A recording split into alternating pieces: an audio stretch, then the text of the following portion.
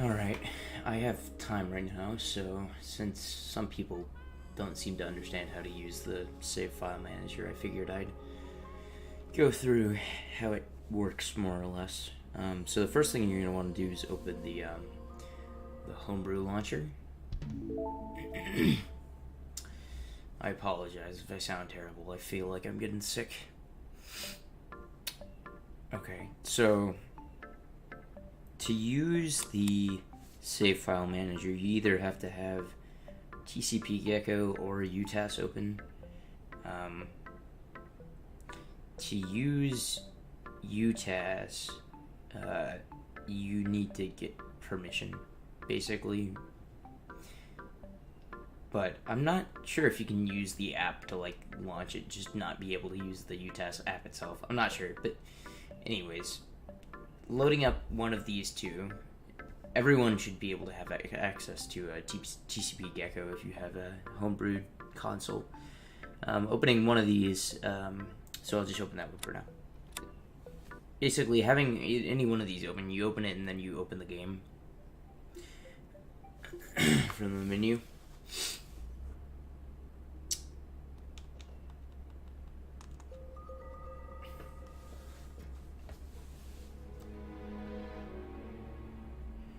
Alright, let's see. I'm gonna go ahead and switch to the so once you have this loaded up, you can connect the save file manager. So I'm going to go ahead and switch over to my monitor so that I can show what that looks like. Okay, so you're going to go ahead and open the Zelda save file manager app. And then you're going to set the IP that your Wii U has. So this is mine, but basically you before you launch homebrew, you go into your browser and see what IP you have on your connection. Then you launch homebrew, and I would assume most Wi-Fi routers are going to give you a static IP so that you don't have to like check it every time you boot your console. But if it isn't connecting for some reason, it might be because this is changing.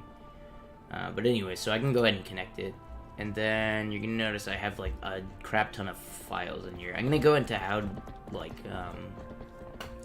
to dump files and then get them to show up in the save file manager in a bit. But first, just gonna go ahead and go through generally how this works. You can pretty much just like say, okay, well I want Far and Twilight, and then I want Pillar Clip, and then I want Toad, and you can do up to 3 of these. And then basically, they'll be in the order. This will be file 1, then file 2, then file 3, right? And so I can go ahead and inject this, and then you'll hear Midna, which means that it worked. And so if I open up, let's see, let's go ahead and get this up correctly. Okay. If I were to go ahead and open up the saves here, now I have save for Far and Twilight, 1 for Pillar Clip, and 1 for, I forget which one I put in here, but it's one of the lake bed ones, right? And so essentially I can load any of these and these will work just fine based on what's in the file, I guess. And so, yeah, so that's the gist of how this works. Another thing you can do is there's the Zelda hacker, which I'm going to go ahead and show, which you can have, like, off to the side here, and then you can connect this simultaneously. And this is really nice, because if you want to, like, quick load save file, that's faster than, like, resetting out. But either one of these will let you reset during cutscenes so that you don't have to watch those all the way through. It's actually just really nice. Another thing about the hacker is you can just warp yourself into specific spots. But one of the more interesting things is this, and I'll get to that in a second. Okay, so let's go ahead and I'm going to do some different files in here. So I'm going to go back out of this menu, hang on, and let's put in something that I can save over that you know will be different when I save over it, just so that I can prove my point. Let's go ahead and put in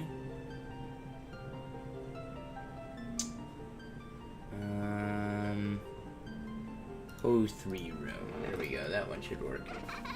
Alright, so I'm gonna go ahead and load that save. Be nice if my mouse would get to the right spot. Alright, there we go. So we're gonna go ahead and load this, right? And this should put me outside of Po3 room. That's Po3 room right there, right? And so this is not a standard spawn. So if I'm to save warp right here,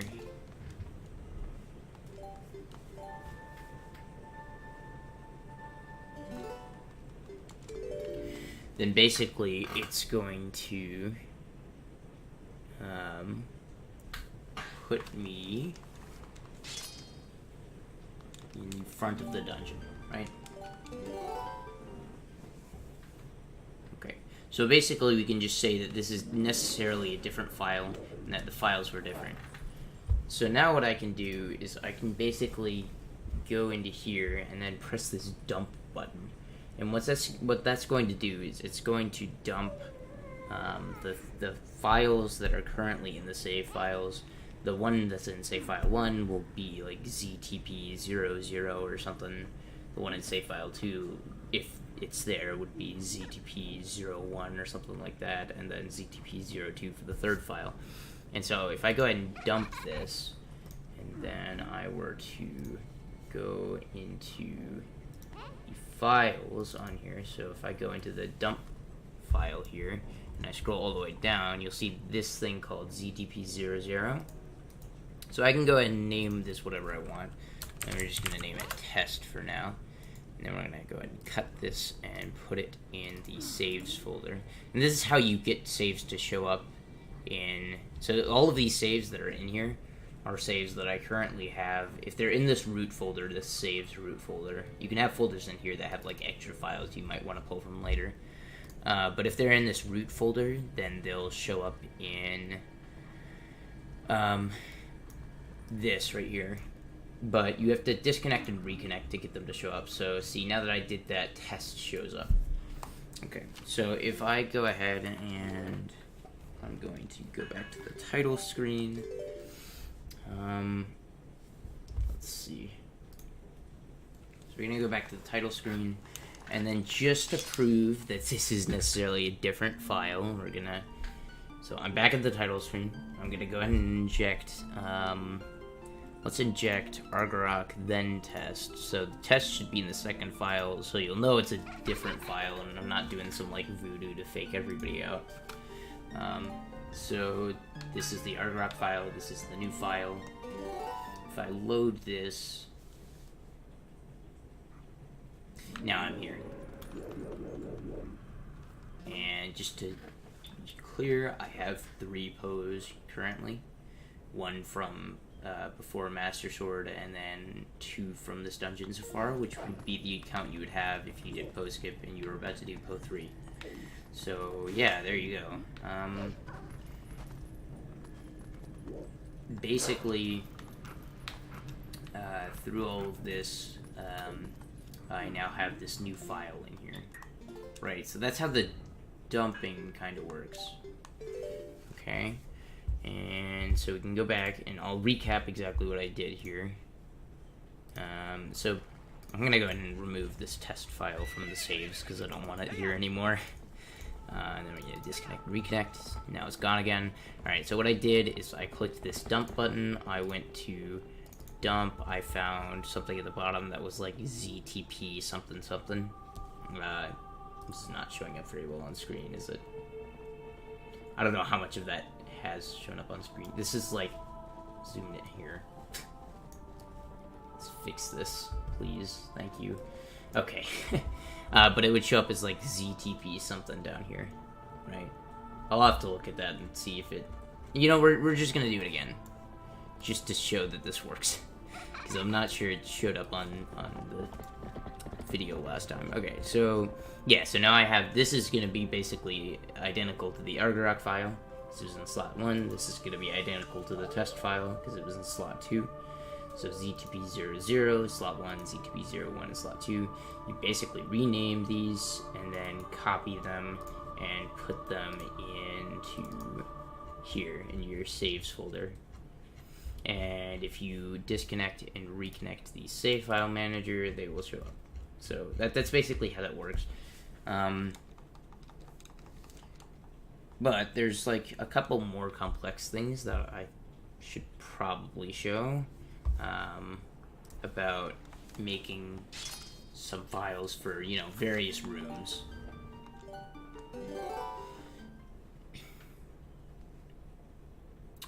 So I'm in Arbiter's Grounds, and let's say I want to make a file in Arbiter's Grounds in the room before Death Sword. Let's do that one, right?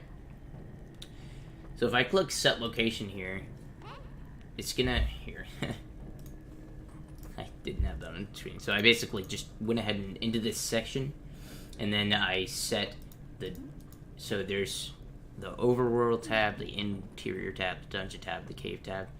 Basically, if you're wanting to do something in a dungeon, it'll be under dungeon. You pick whatever. You go to the correct map you want. Now, bosses and mini bosses are on their own map, but that's kind of irrelevant right now. So if I wanted to make one for before Death Sword, I could go to before Death Sword. I'll just leave the spawn ID to 0. I'm not sure which spawn ID that is, but not all spawn IDs work. 0 usually does.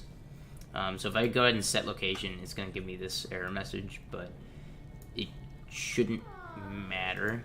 When you're on the main map of the dungeon, so if you're in a mini boss room or a boss room, I don't think this is necessarily the case, but if you're on the main map of a dungeon, so like where I am right now would qualify because there's not a loading zone between the parts of the map right here.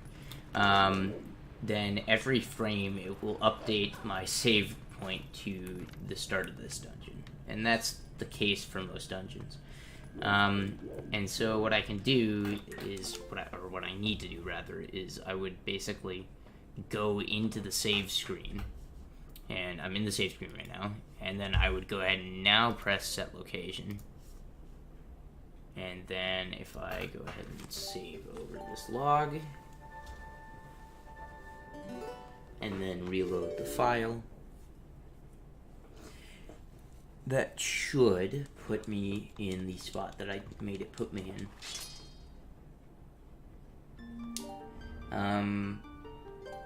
I don't know how well all of the specific spawn IDs are documented. They might be on the big spreadsheet. Yeah, so it's here I'm in this room. But if I were to save warp again now, it would put me back at the start of the dungeon. So not everything is documented, and some things will cause your game to crash, so you have to be a little careful, but a lot of things work. And so you can basically just make files at various points where you just want to have a file, which is kind of cool. So there you go. And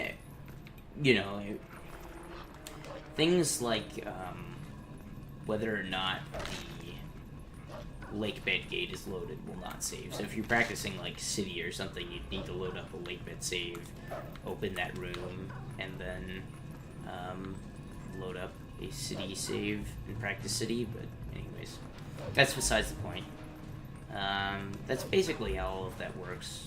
So yeah, I hope that's sufficient for most people to kind of understand what's going on with the save file manager and how you can if you want to create your own saves rather than me making all of them. Alright, so there you go. Oh, yeah, one more thing. Before I go, since we're still here, I mean, understand the file path. Basically, it's going to be in this TCP Gecko folder, and then you go into the PC apps version. So this is what goes into your SD card to go for Homebrew. But then you can go into here. I'll go into Zelda Save File Manager. This is the app. This is this thing that I have open. And then if I go in here and go into saves, this is the save folder. Again, only actual save files will show up, so if you have folders, those things and their contents will not show up. I don't remember exactly how this works. I guess it stores what it's like wanting to inject, or what it last injected, I guess. Whenever you click inject, I'm not exactly sure. I'm gonna ignore that. I don't know what I'm talking about with that. But yeah, and here's the dump folder. So let's say you downloaded, let's see if I have it. Let's say you downloaded this folder called any percent saves. And so you wanted to go ahead and extract this. And you have this open now, right? And you wanted to put these in. Okay? So basically what you could do here,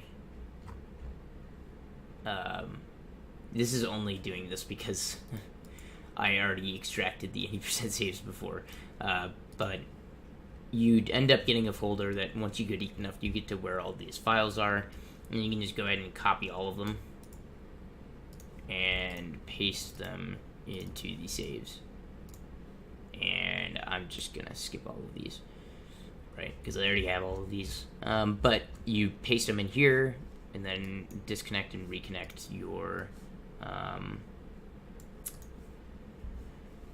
save file manager, like so, and then you could access them again. So that, yeah, I think that covered pretty much everything. Message me if you need help on anything specific, though. But yeah, see ya.